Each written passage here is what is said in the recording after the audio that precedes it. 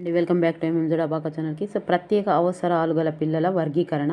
Done అనే శాస్త్రవేత్త ప్రత్యేక అవసరాలు గల పిల్లలకు 12 రకాలుగా వర్గీకరించాడు. ఇది ఇలా గుర్తుపెట్టుకోండి.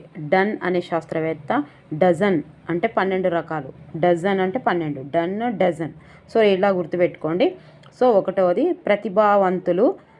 ఇదిగోండి రెండోది ఇట్లుంది, ఇలా దింపితే డిస్టర్బెన్స్ అవుతుంది, మీరు ఒకసారి చూసుకోండి.